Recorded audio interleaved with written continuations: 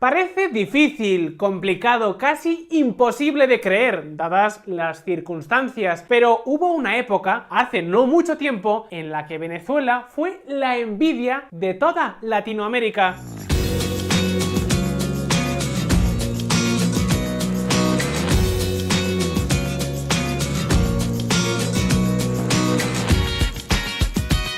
En este canal os hemos hablado mucho de la Venezuela de hoy. Os hemos contado qué está ocurriendo, por qué está ocurriendo e incluso algunas de las cosas que pueden llegar a pasar.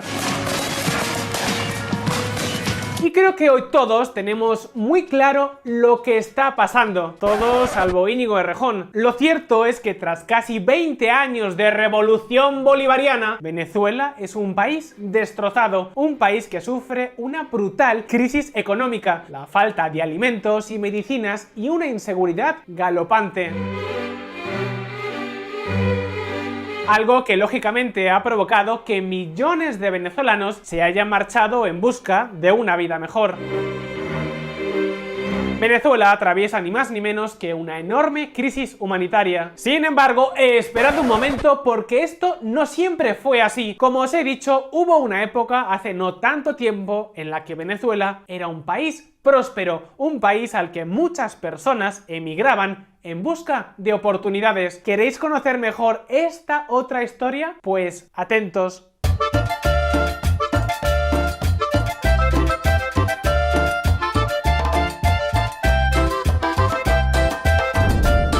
La Venezuela próspera.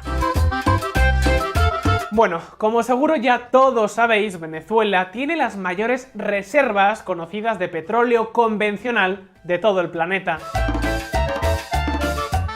Hablamos de más de 300.000 millones de barriles de petróleo. Sí, de mejor o peor calidad, Venezuela tiene más petróleo que toda Rusia o Arabia Saudita. Y no solo petróleo, también otros muchísimos recursos naturales. Venezuela es un país muy rico que tiene de todo: hierro, petróleo, oro, diamantes, gas, y una banda de delincuentes los tomó, el Puma Rodríguez. Pues bien, el caso es que hubo un tiempo donde los venezolanos sí que supieron sacar partido a toda esta inmensa fortuna. Me estoy refiriendo a la década de los 70.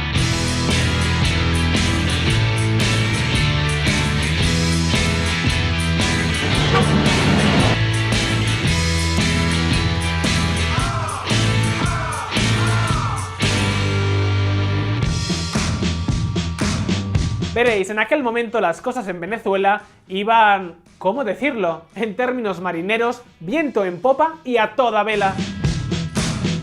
Iban también las cosas que a los turistas venezolanos se les conocía como los dame dos, porque entraban en las tiendas y se llevaban de todo. ¿Cuánto vale eso? Dame dos.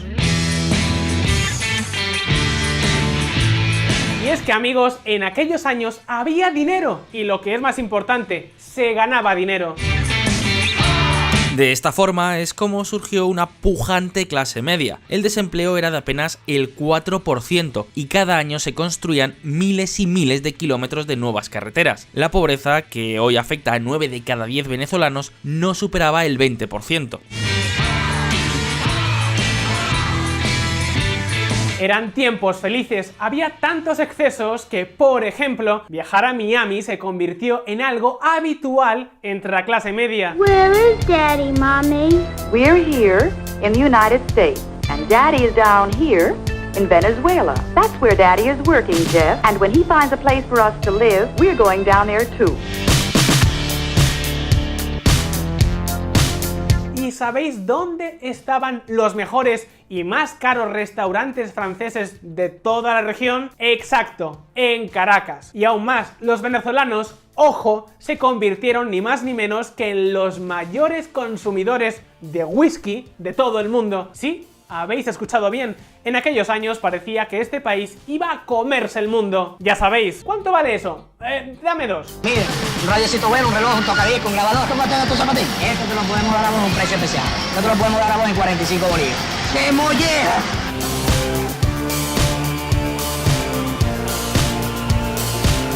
De hecho, por aquel entonces, y a diferencia de lo que ocurre hoy en día, Venezuela se convirtió en toda una meca para miles y miles de inmigrantes latinoamericanos. Todo el mundo quería experimentar la prosperidad venezolana. Incluso gracias a un sistema democrático que funcionaba, Venezuela se convirtió también en un refugio para muchos exiliados procedentes del Chile de Pinochet o la Argentina de las juntas militares. Sin embargo, amigos de VisualPolitik, es evidente que un buen día toda esta bonanza se terminó. Así que las dos preguntas que podemos hacernos son: ¿cómo logró Venezuela ser un país tan próspero? Y la segunda, ¿por qué se terminó todo? Pues bien, veámoslo.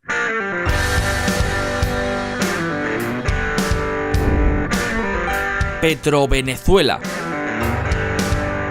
Gracias a los recursos naturales, a unas instituciones que más o menos funcionaban, aunque sí, no era Suiza, y a una población relativamente bien formada, Venezuela fue tradicionalmente uno de los países más prósperos de América Latina. Venezuela era tan rica como Noruega en los 60. Sin embargo, lo que ocurrió a principios de los años 70 fue mucho más allá. Os hago una pregunta, ¿os suena de algo el año 1973? En octubre de ese año, los países árabes pertenecientes a la OPEP, la Organización de Países Exportadores de Petróleo, decidieron castigar a los países que habían apoyado a Israel en la guerra del Yom Kippur.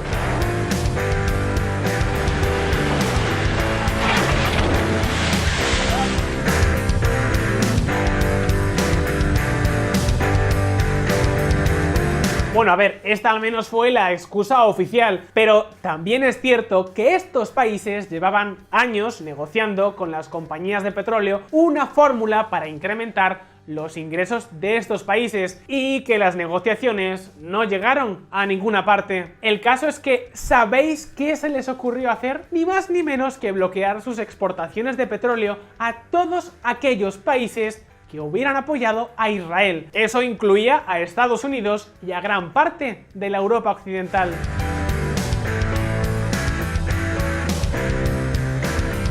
Para que nos entendamos, esta acción fue equivalente a un gran recorte en la producción mundial de petróleo. Un recorte que prácticamente de la noche a la mañana golpeó al mercado mundial con una fuerza descomunal. El efecto fue inmediato. En poco tiempo el precio del barril del petróleo pasó de aproximadamente $1,60 a casi $10. De la noche a la mañana los países productores de petróleo eran ricos, ricos de verdad.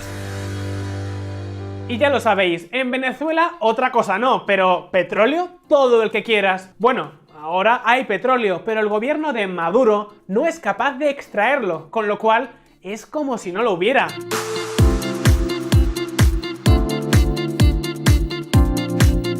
El caso es que este país fue uno de los grandes beneficiados de la crisis del petróleo del año 73. De repente no solo se había incrementado el precio, sino que además todas las potencias occidentales se pegaban por el petróleo venezolano.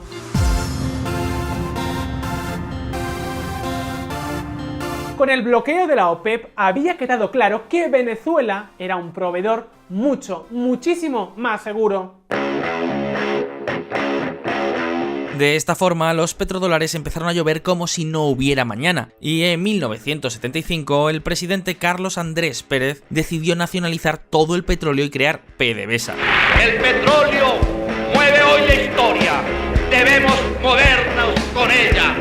Desde ese momento, la inmensa mayor parte de la lluvia de petrodólares fue a parar a las arcas del Estado, que por supuesto también empezó a gastar como si no hubiera mañana. Fueron los años locos de Venezuela. En 1977 la renta per cápita de este país prácticamente duplicaba la del resto de América Latina. Caracas era una ciudad en ebullición, repleta de construcciones y proyectos por todas partes. Sin embargo, esperad un momento. Como veis, toda esta bonanza tuvo como causa fundamental la enorme cantidad de petrodólares que empezaron a llover sobre Venezuela. Venezuela fue un país muy exitoso precisamente por la renta petrolera hasta los años 70. Esa renta le permitió al país financiar la modernización de los servicios. Humberto García Larralde. Cuando un gobierno empieza a recibir tanto dinero de repente, tiene dos opciones: o gastarlo como si no hubiera mañana, o invertirlo de forma seria y utilizarlo para impulsar la economía nacional. La pregunta es, ¿qué pensáis que hizo el gobierno de Venezuela? Atentos.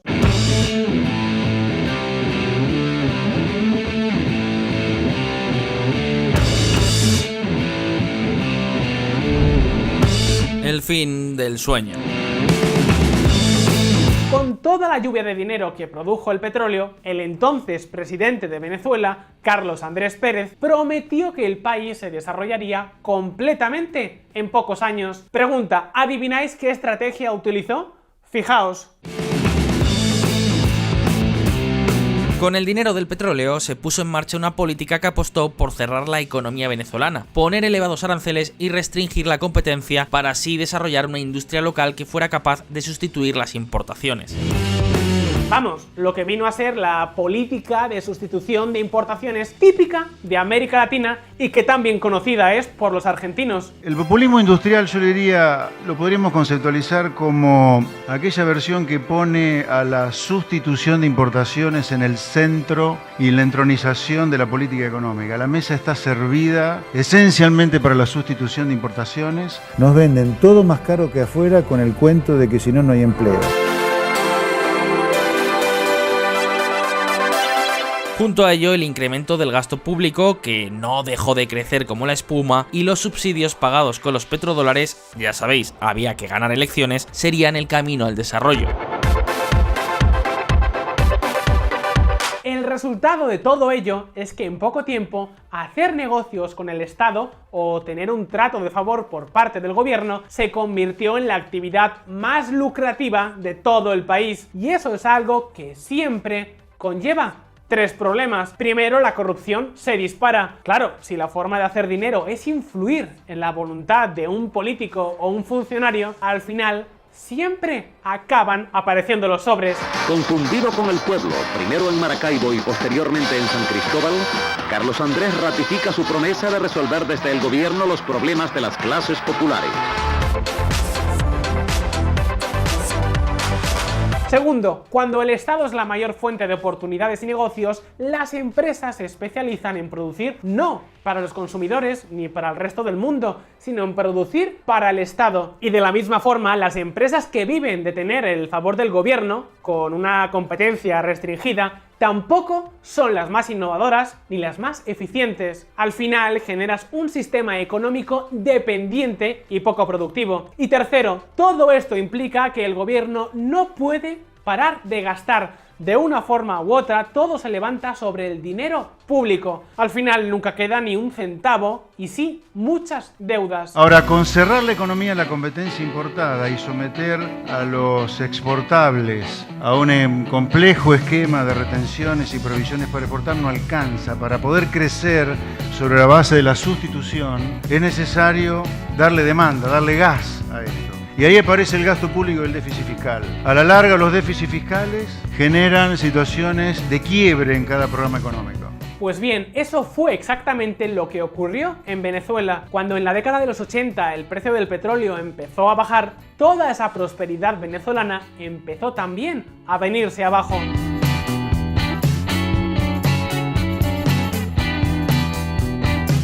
En 1983, cuando se produce el llamado Viernes Negro, el 18 de febrero, el bolívar se vino abajo respecto al dólar. Fue un primer aviso, pero el gobierno hizo caso omiso. Siguió con sus planes, gastando a lo loco y favoreciendo a los amiguetes del poder. En 1989 la cosa no dio más de sí y la economía venezolana sufrió una enorme crisis. Fue entonces cuando se produjo el llamado Caracazo, una oleada de protestas contra el gobierno que derivó en saqueos y enfrentamientos con las fuerzas de seguridad del Estado, que no dudaron en utilizar la fuerza de una forma totalmente indiscriminada.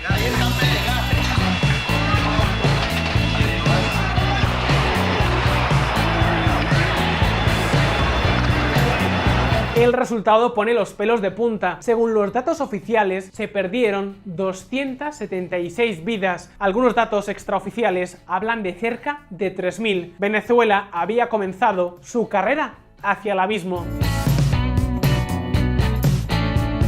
En En fin, amigos, como veis, la fortuna de los recursos naturales puede convertirse, con malos gobiernos, en la peor de las pesadillas. Venezuela tuvo la oportunidad de convertirse en un país tremendamente rico. Desgraciadamente no cogió el tren y hoy ya conocemos el resultado. Si te ha resultado interesante este vídeo, no olvides darle al botón de like y suscríbete a VisualPolitik si aún no lo has hecho. Un saludo y hasta la próxima. Nos venden todo más caro que afuera con el cuento de que si no, no hay empleo. Where is Daddy, Mommy? We're here in the United States, and Daddy is down here in Venezuela.